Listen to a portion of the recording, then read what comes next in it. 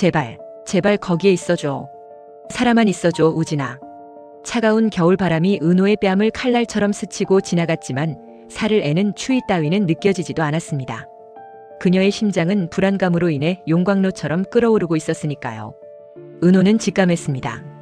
우진이 유일하게 마음을 놓았던 곳. 그 산장 뒷산 언덕이 우진이 선택한 마지막 장소일 것이라고 말입니다. 산장 뒤편으로 이어진 오르막길을 오르던 은호의 발걸음이 뚝 멈췄습니다. 거칠게 몰아쉬던 숨조차 순간 턱 하고 막혀버렸습니다. 앙상한 갈색 나무들 사이로 지독하게 낯익은 색깔 하나가 은호의 시선을 잡아끌었기 때문입니다. 나무 기둥 뒤편으로 살짝 삐져나와 있는 선명한 파란색. 은호의 눈동자가 심하게 흔들렸습니다. 기억은 순식간에 어젯밤으로 되감겼습니다. 놀이터에서 작별 인사를 건네던 우진의 모습. 슬픈 눈을 하고 있던 우진의 목에 둘러져 있던 바로 그 파란색 목도리였습니다. 설마. 불길한 예감이 등줄기를 타고 흘렀습니다. 은호는 비명조차 지르지 못한 채 비탈길을 미끄러지듯 뛰어 올라갔습니다. 나무 기둥을 돌아선 순간 은호의 세상이 와르르 무너져 내렸습니다. 우진아. 비명인지 탄식인지 모를 소리가 은호의 입술을 비집고 터져나왔습니다. 다리에 힘이 풀려 털썩 주저앉을 뻔했지만 은호는 이를 악물고 네 발로 기어가듯 우진에게 달려들었습니다. 가까이서 본 우진의 모습은 처참했습니다. 핏기 하나 없이 하얗게 질린 얼굴은 마치 밀랍 인형처럼 굳어 있었고 굳게 닫힌 입술은 파랗게 질려 있었습니다. 은호는 덜덜 떨리는 손을 뻗어 우진의 뺨을 감싸쥐었습니다.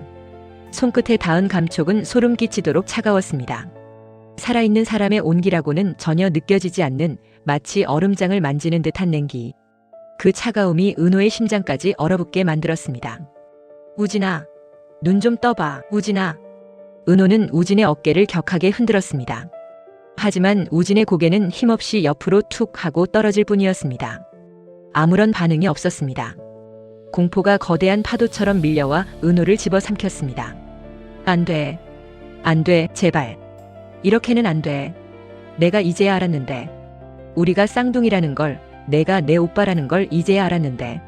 눈물이 왈칵 쏟아져 나와 시야를 가렸습니다. 흐르는 눈물이 뺨을 타고 내려와 우진의 차가운 얼굴 위로 뚝뚝 떨어졌습니다. 은호는 떨리는 손가락을 우진의 코 밑에 갖다 댔습니다. 숨을 쉬는지 확인해야 했습니다. 제발 아주 작은 바람이라도 느껴지기를. 1초가 1년 같았던 침묵의 시간. 그때였습니다.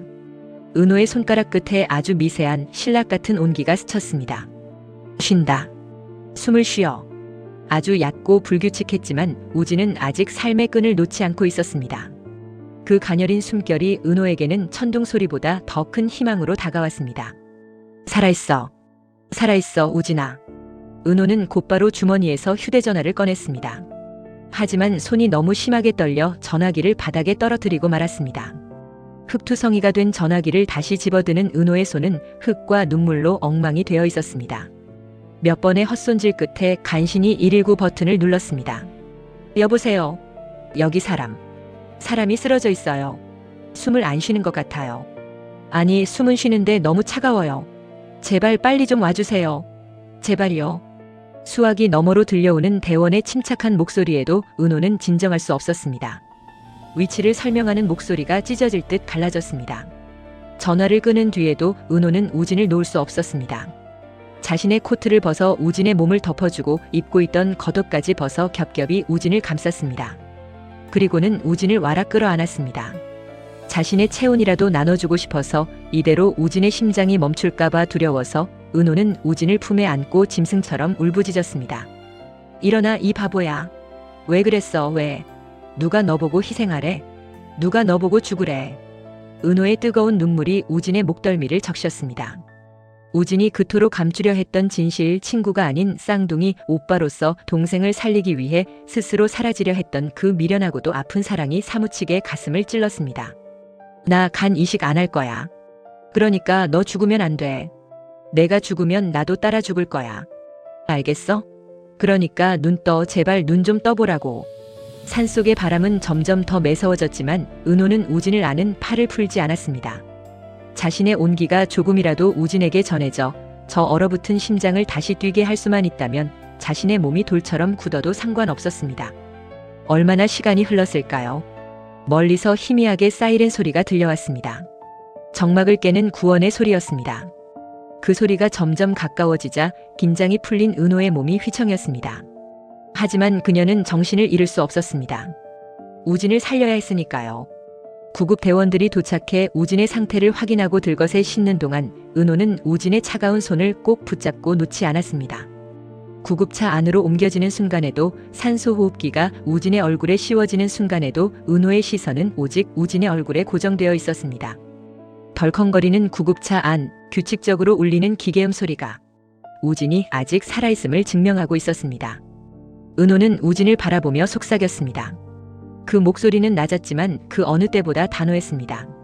우진아, 이제 안 도망가도 돼. 내가 너 살릴 거야. 은호의 눈빛이 변하고 있었습니다. 방금 전까지 공포에 떨던 눈동자가 아니었습니다. 그것은 죽음의 문턱에서 돌아온 혈육을 반드시 지켜내겠다는 비장한 결의였고 자신들을 이렇게 벼랑 끝으로 내몬 잔인한 운명과 사람들에 대한 선전포고였습니다. 엄마가, 아니 고성의 그 여자가 무슨 짓을 해도 난 너 안 버려. 내 간이든 심장이든 다 줄 테니까 넌 살기만 해. 구급차의 붉은 경광등 불빛이 어둠이 깔린 도로 위를 질주하며 은호의 젖은 얼굴을 번갈아 비추었습니다. 차창 밖으로 스쳐 지나가는 풍경들은 마치 쏜살같이 흘러가 버린 그들의 아픈 과거 같았습니다. 이제 병원에 도착하면 또 다른 전쟁이 시작될 것입니다. 우진의 망가진 간을 대체할 수 있는 유일한 방법. 은호는 이미 답을 알고 있었습니다. 그 선택이 자신을 지옥으로 몰아넣었던 친모 고성이가 그토록 원하던 결과라 할지라도 상관없었습니다. 복수심 따위가 감히 우진의 목숨과 무게를 겨룰 수는 없었으니까요. 은호는 잡고 있던 우진의 손에 더욱 힘을 주었습니다. 앙상하게 마른 우진의 손가락 마디마디가 느껴졌습니다. 기다려. 내가 너 다시 숨쉬게 해줄게. 차창 밖 멀리 병원의 불빛이 보이기 시작했습니다. 그 불빛은 마치 폭풍우 속의 등대처럼 혹은 다가올 비극과 희망이 뒤엉킨 운명의 소용돌이처럼 그들을 기다리고 있었습니다. 은호는 눈물을 닦아내며 깊은 숨을 들이마셨습니다. 이제부터는 눈물 흘릴 시간조차 없을 테니까요. 그렇게 두 사람을 태운 구급차는 어둠을 뚫고 삶과 죽음의 경계선인 병원 응급실을 향해 전속력으로 달려갔습니다. 병원 응급실의 소란스러움 속에서도 은호의 시선은 오직 침대 위에 누운 우진에게만 고정되어 있었습니다. 링거줄과 온열 담요에 둘러싸인 우진의 체온은 다행히 조금씩 돌아오고 있었습니다. 의료진들의 긴박한 응급처치 덕분에 최악의 고비는 넘겼지만 우진의 상태는 여전히 살얼음판 위를 걷는 듯 위태로웠습니다. 담당 의사가 차트를 확인하며 은호에게 다가왔습니다. 저체온증으로 인한 급성 쇼크는 잡았습니다. 하지만 환자분의 간 상태가 생각보다 훨씬 심각합니다. 의사의 말 한마디 한마디가 은호의 심장에 비수처럼 꽂혔습니다. 원래 이식 수술 일정이 잡혀 있었다고 했죠? 그 날짜까지 버티는 것도 장담하기 어렵습니다만 최대한 빨리 원래 다니던 병원으로 옮겨서 수술 준비를 해야 할 것 같습니다. 이식 수술. 그 단어가 은호의 머릿속을 하얗게 뒤덮었습니다. 며칠 전까지만 해도 은호는 그 단어를 혐오했습니다. 자신의 간을 탐내는 친모 고성희에 대한 증오, 그리고 그녀의 뜻대로 놀아나지 않겠다는 반발심 때문에 간 이식은 절대 하지 않겠다고 맹세했었습니다. 하지만 지금 눈앞의 우진은 너무나도 작고 약해 보였습니다. 파랗게 질린 얼굴로 가쁜 숨을 몰아쉬는 우진을 보며 은호의 마음속 댐이 무너져 내렸습니다. 우진아. 은호는 떨리는 손으로 우진의 이마를 덮은 헝클어진 머리카락을 쓸어 넘겼습니다. 이 바보 같은 오빠는 동생의 간을 뺏지 않으려고 동생이 엄마에게 이용당하는 걸 막으려고 스스로 죽음의 눈밭으로 걸어 들어갔습니다. 그 지독하고 아픈 사랑이 은호의 가슴을 후벼 팠습니다. 복수가 다 무슨 소용이야. 내가 없으면. 내가 고성희를 이겨봤자 그게 무슨 의미가 있어. 은호의 눈빛이 흔들림을 멈추고 차갑게 가라앉았습니다. 결심이 선 것입니다. 고성희가 웃든 말든 그녀의 계획대로 되든 말든 상관없었습니다. 지금 중요한 건 단 하나, 내 반쪽인 우진을 살리는 것뿐이었습니다. 은호는 주머니에서 휴대폰을 꺼냈습니다. 액정 위에 뜬 이름 고성희. 손가락이 미세하게 떨렸지만 은호는 주저없이 통화 버튼을 눌렀습니다. 신호가 몇 번 가기도 전에 날카로운 목소리가 고막을 때렸습니다. 너 지금 어디야? 우진이 찾았어? 성희의 목소리에는 아들에 대한 걱정보다 자신의 계획이 틀어질까 전전긍긍하는 초조함이 더 짙게 배어 있었습니다. 은호는 치밀어 오르는 구역질을 삼키며 차분하게 그리고 건조하게 대답했습니다. 찾았어요. 여기 인근 병원 응급실이에요. 뭐? 살았어? 살아있는 거 맞아? 네. 숨은 붙어 있어요. 하지만 상태가 안 좋아요. 당장 옮겨야 해요. 알았어. 지금 바로 사람 보낼게. 꼼짝 말고 거기 있어. 전화는 뚝 끊겼습니다. 은호는 까맣게 꺼진 휴대폰 화면을 바라보며 쓴웃음을 지었습니다. 아마 지금쯤 고성이는 쾌재를 부르고 있을 것입니다. 죽은 줄 알았던 아들도 찾았고 콧대 높게 굴던 딸이 제 발로 연락까지 해왔으니 말입니다. 얼마 지나지 않아 성희가 보낸 사설 구급차와 건장한 남자들이 응급실에 들이닥쳤습니다. 그들은 마치 짐짝을 옮기듯 신속하게 우진을 이동 침대로 옮겼습니다. 은호는 그 모습을 묵묵히 지켜보며 그들의 뒤를 따랐습니다. 원래 수술이 예정되어 있던 그 병원으로 향하는 구급차 안. 우진은 여전히 의식을 찾지 못한 채 산소 마스크의 의지에 거친 숨을 내쉬고 있었습니다. 은호는 우진의 차가운 손을 두 손으로 꼭 감싸쥐었습니다. 우진아, 조금만 참아. 이제 곧 안 아프게 해줄게. 차창 밖으로 칠흑 같은 어둠이 스쳐 지나갔습니다. 은호는 유리창에 비친 자신의 얼굴을 바라보았습니다. 며칠 전 성희에게 절대간 이식은 안 해준다고 소리치던 분노에 찬 얼굴은 이제 없었습니다. 그 자리엔 오직 사랑하는 사람을 지키겠다는 숭고한 결의만이 남아 있었습니다. 예정된 수술 날짜까지는 고작 며칠 남지 않았습니다. 그 시간은 은호에게 지옥 같은 시간이 될지도 모릅니다. 승리감에 도취된 고성희의 비릿한 웃음을 봐야 하고 거짓된 모성애를 연기하는 그녀의 역겨운 꼴을 견뎌야 할 테니까요. 하지만 은호는 각오가 되어 있었습니다. 그래, 가져가. 내 간이든 뭐든 다 줄게. 은호는 마음속으로 다짐했습니다. 대신 우진이만 살려놔. 우진이가 건강해져서 눈 뜨는 순간 그땐 내가 널 용서하지 않을 거야. 내가 우진이 목숨 담보로 벌인 이 추악한 짓들 낱낱이 다 밝혀내고 무너뜨려 줄게. 구급차가 병원에 도착하자 미리 대기하고 있던 의료진과 함께 저 멀리서 발을 동동 구르는 고성희의 모습이 보였습니다. 은호를 발견한 성희의 입가에 안도감과 함께 비틀린 미소가 스쳐 지나갔습니다. 마치 결국 내 뜻대로 됐어라고 말하는 듯한 그 표정. 은호는 그 역겨운 미소를 정면으로 응시하며 구급차에서 내렸습니다. 피하지 않았습니다. 이제 그녀는 더 이상 도망치는 피해자가 아니었습니다. 오빠를 살리기 위해 호랑이 굴로 제 발로 걸어 들어가는 강인한 동생이자 훗날을 도모하는 냉철한 복수자였습니다. 수술. 예정대로 진행해 주세요. 성희에게 다가선 은호가 던진 첫 마디는 간결했습니다. 그 말에 성희의 눈이 번들거렸습니다. 그래, 잘 생각했다. 진작 그랬어야지. 핏줄이 땡기는 게지. 그렇지? 성희가 은호의 어깨에 손을 올리려 하자 은호는 흠칫 몸을 피하며 싸늘하게 쏘아붙였습니다. 착각하지 마세요. 당신 때문에 하는 거 아니니까. 우진이 내 오빠니까 살리는 거예요. 그게 다예요. 은호는 성희를 지나쳐 우진이 실려 들어가는 응급실 쪽으로 성큼성큼 걸어갔습니다. 그녀의 뒷모습은 위태로워 보였지만 그 어느 때보다 단단해 보였습니다. 수술 날짜가 다가오고 있었습니다. 그것은 우진의 부활을 알리는 카운트다운이자 고성희의 파멸을 향한 시계 바늘이 돌아가는 소리였습니다. 병원 VIP 병동의 공기는 무겁고도 서늘했습니다. 하지만 그 속에서 단 한 사람 고성희만은 마치 봄날의 햇살을 맞은 듯 들떠 있었습니다. 그녀는 소파에 다리를 꼬고 앉아 승자의 미소를 짓고 있었습니다. 후후. 결국 이렇게 될 줄 알았어. 잿깎게 버텨봤자 핏줄을 어쩌겠어. 성희는 찻잔을 들어 올리며 혼잣말을 중얼거렸습니다. 그래, 우진이가 회사를 물려받으면 이 모든 게 내 시나리오대로 완벽하게 흘러가는 거야. 성희에게 은호의 희생은 당연한 것이었고 우진의 고통은 성공을 위한 과정일 뿐이었습니다. 그녀는 아들이 죽다 살아왔다는 사실보다 간 이식 성공이라는 결과값에만 도취되어 있었습니다. 마치 게임의 마지막 스테이지를 깬 게이머처럼 그녀의 얼굴엔 섬뜩할 정도의 환희가 가득했습니다. 반면 집으로 돌아간 은호는 양엄마 순이에게 이 모든 사실을 이야기했습니다.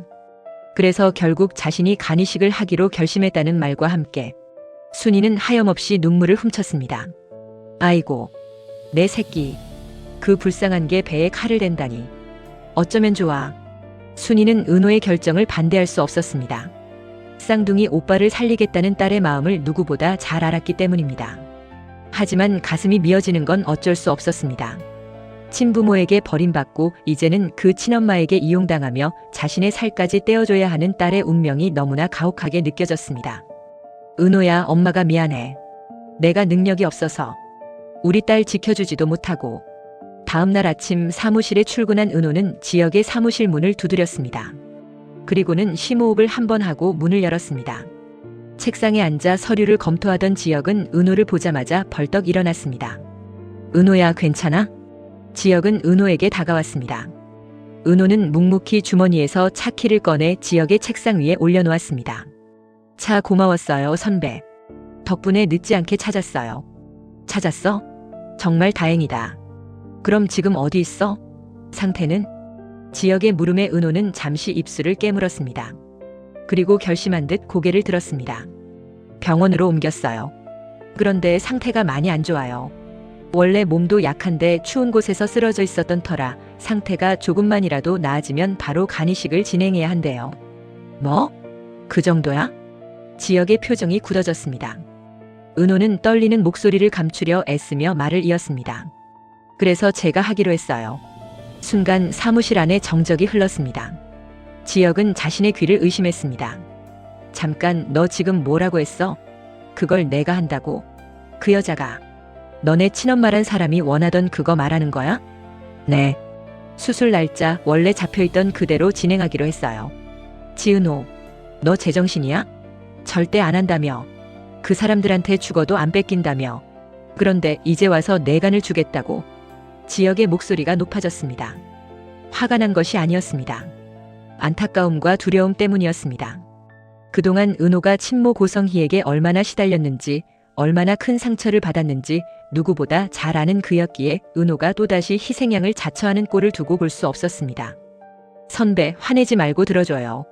나 그 여자 좋아서 하는 거 아니에요. 우진이 내 쌍둥이 오빠잖아요. 어제 산장에서 죽어가면서도 나 지키겠다고 혼자 떠난 사람이에요. 그런 사람을 어떻게 그냥 둬요. 은호의 눈에 물기가 차올랐습니다. 나 복수하고 싶어요. 고성의 그 여자 보란 듯이 망가뜨리고 싶어요. 근데요. 우진이가 죽으면 그게 다 무슨 소용이에요? 내 친구가 아니 내 오빠가 사라지는데. 은호의 진심 어린 고백에 지역은 할 말을 잃었습니다. 은호의 선택이 어쩔 수 없는, 아니 너무나 당연한 사랑에서 비롯된 것임을 알았기 때문입니다. 하지만 그렇다고 해서 사랑하는 후배를 수술대에 올리고 싶진 않았습니다. 지역은 거칠게 머리카락을 쓸어넘기며 은호의 어깨를 잡았습니다. 안 돼. 난 반대야. 내 몸 상하는 거 못 봐. 내가 해. 내가 검사 받을게. 지역의 눈빛은 진지했습니다. 빈말이 아니었습니다. 은호를 위해서라면 정말 자신의 장기라도 내어줄 기세였습니다. 그 무모하고도 뜨거운 마음에 은호의 가슴이 울렁거렸습니다. 선배, 이건 내 문제예요. 선배가 나설 일 아니라고요. 내 문제가 내 문제야. 은호, 너 나한테 그냥 후배 아니잖아. 알잖아, 내 마음. 은호는 물기 어린 눈으로 지역을 올려다보며 미소 지었습니다. 알아요. 선배 마음.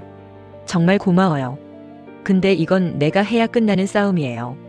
우진이는 내 핏줄이고 내가 살려야 해요. 그래야 나중에 우진이 얼굴 볼 때 떳떳할 수 있을 것 같아요. 그러니까 말리지 말고 그냥 응원해줘요.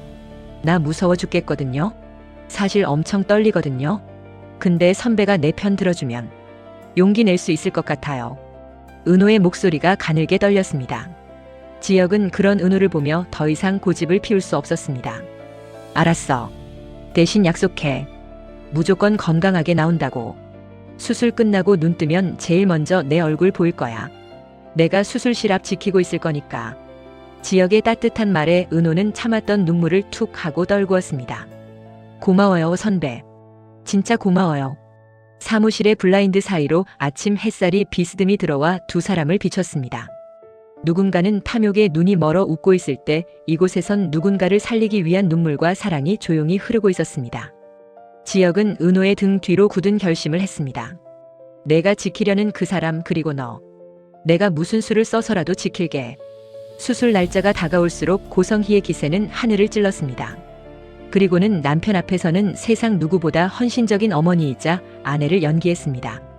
박진석 회장이 거실에서 신문을 보며 무심하게 물었습니다. 그러고 보니 우진이는 통소식이 없군. 순간 성희의 눈동자가 흔들렸지만 그녀는 이내 능숙하게 미소를 지어 보였습니다. 아유 여보도 참. 걔가 워낙 욕심이 많잖아요. 학위 따기 전까진 절대 안 들어오겠대요. 저한테도 가끔 메일이나 보내는걸요. 잘 지내니까 걱정 마세요. 그래. 거참 기특하네. 박 회장은 고개를 끄덕이며 다시 신문으로 시선을 돌렸습니다. 성희는 그제야 몰래 안도의 한숨을 내쉬었습니다. 그래. 조금만 더 참으면 돼. 수술 끝나고 우진이 완벽하게 회복해서 짠 하고 나타나면 돼. 성희는 남편인 진성마저 철저하게 속이고 있었지만 꿈에도 몰랐습니다. 자신의 아들이자 남편의 양아들인 우진을 살리려는 그 수술의 희생양인 은호가 바로 남편의 친아들인 성재가 아끼는 후배라는 사실을 말이죠. 지역의 사무실에 방문한 성재는 지역의 책상 앞에 앉아 믿을 수 없다는 표정으로 머리를 감싸쥐고 있었습니다. 그 옆에는 수정이 붉어진 눈으로 서 있었습니다. 방금 전 지역과 수정으로부터 은호가 겪은 기막힌 사연을 전해 들은 성재는 충격에 휩싸였습니다. 그러니까 결국 그 여자가 원하는 대로 모두 된 거네. 지역이 무겁게 고개를 끄덕였습니다. 세상에 뭐 그런 엄마가 다 있어. 안 되겠어. 성재의 눈빛이 매섭게 변했습니다. 그 여자가 누군지 어디서 뭐 해먹고 사는 인간인지 내가 싹 다 조사해서 까발려줄게. 사람 탈쓰고 어떻게 자기 딸한테 그런 짓을 하는지 세상 사람들이 다 알게 해줘야지. 성재는 상상조차 하지 못했습니다. 자신이 그토록 증오하며 응징을 다짐한 그 악마 같은 여자가 지금 자신의 집 거실에 앉아있는 새어머니 고성이라는 사실을, 그리고 은호가 목숨 걸고 살리려는 그 쌍둥이 오빠가 자신이 미국에 있는 줄로만 알았던 이복동생 우진이라는 사실을요. 운명은 잔인하게도 가장 가까운 곳에서 얽히고 설킨 채 폭발할 순간만을 기다리고 있었습니다. 수술 전날 밤 병원. 병실 침대에 누워 잠든 우진을 바라보며 은호는 깊은 숨을 내쉬었습니다. 우진아, 우리 꼭 살아서 나가자. 내일 수술실에 불이 켜지는 순간 멈춰있던 운명의 수레바퀴도 다시 구르기 시작할 것입니다. 서로의 정체를 모른 채 각자의 칼날을 갈고 있는 사람들. 그 칼끝이 마침내 서로를 겨누게 될 때 고성이가 쌓아 올린 거대한 거짓의 성은 과연 무사할 수 있을까요?